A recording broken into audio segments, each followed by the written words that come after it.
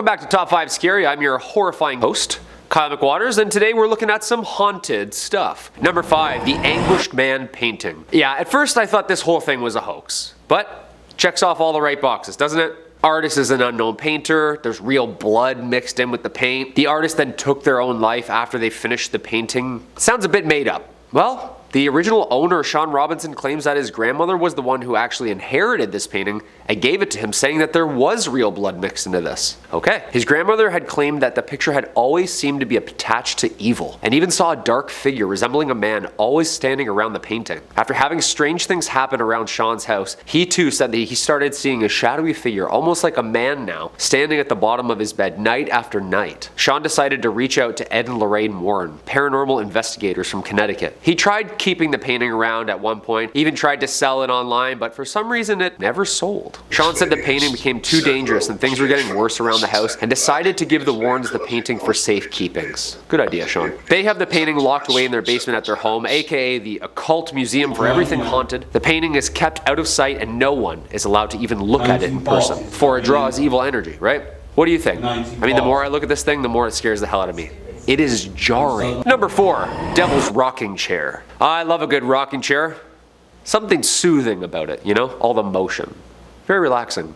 Rocking chairs. Rocking on their own, however. No, I don't do that at all.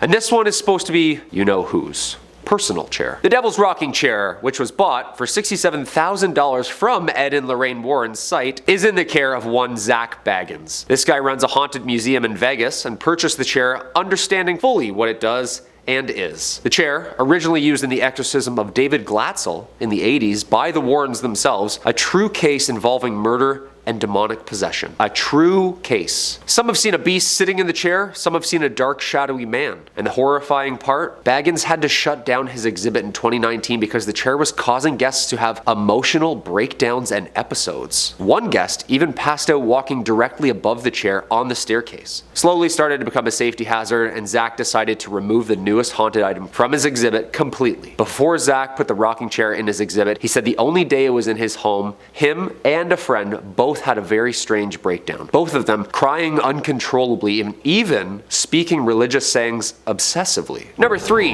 Thomas Busby chair. I thought it would definitely be more like skulls and dolls and stuff, but it seems so far that it's pretty much only furniture holds evil spirits. How about that? Another chair. Haunted, of course, and this tale is a chilling one. Not like the others aren't. The Thomas Busby stoop chair, or also famously known as Dead Man's Chair, is said to be a cursed object from the owner himself, Mr. Busby. This hardwood, allegedly haunted oak chair was cursed by the murderer Thomas Busby before his execution hanging in 1702 in North Yorkshire, England. Thomas Busby was arrested, tried, and condemned to death after he murdered his father-in-law, Daniel Audie, in 1702. Audie and Busby were running a coin counterfeiting business. After an argument about the business, Busby killed Audie. One variation of the story has Busby cursing the chair while on his way to the execution, whereas another says he was drunk in the chair that he was arrested in and cursed it, right then and there. Due to the many deaths later attributed to people sitting in the chair, the landlord donated it to the Thirsk Museum in the same town where it is having difficulty with guests sitting on top of it. It now stays hung above the floor near the ceiling where no one can even sit on it. That's good. Numerous deaths have been linked to this chair, from soldiers not returning home from war, to delivery drivers crashing their trucks hours later, to people even having strokes and heart attacks sitting in it. Death seems to be imminent anywhere this thing goes. It's been hung up since 2014 and remains there today. Number 2.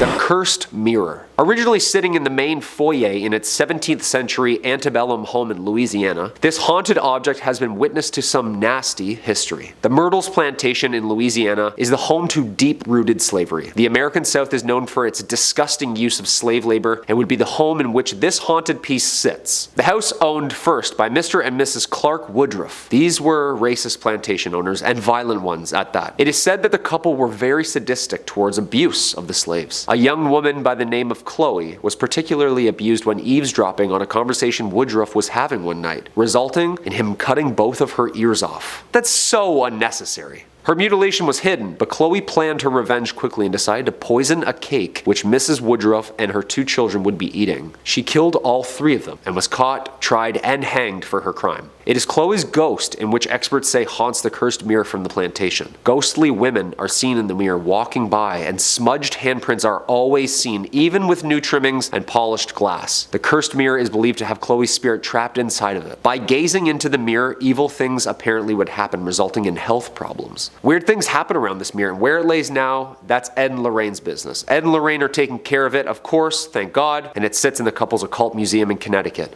Ungazable. Today, the Myrtles plantation has been changed into a bed and breakfast, but still remains one of America's most haunted houses. What do you think? And coming in at number 1, Annabelle. Possibly the most infamous and dangerous possessed artifact found at the home of Ed and Lorraine Warren. Their occult museum is the home of the Annabelle doll. We know a little bit about this doll, of course, with all the films about her in the last couple years. Tons of people have flocked to the museum to take pics in front of her vase. She rests inside a glass case ominously marked "Warning. Positively do not touch." Warned. She was previously owned by a nursing student, Donna, in 1970. Gifted from her mother from a thrift store. After some creepy incidents involving the doll like levitating onto the table and moving around by itself, she took the doll to a medium who revealed it is possessed by the spirit of a little girl who died young. Ed and Lorraine were eventually called after the incidents would not stop, and they offered to take it to their home. However, this is the scary part on the drive home. Ed himself said that the doll was making the car do things out of his control. Stuffed in a bag, doused in holy water, he still felt the presence. The engine kept turning off, power steering would all of a sudden lock up. The hardest part was getting it into a safe locked case in their museum, where it's been ever since.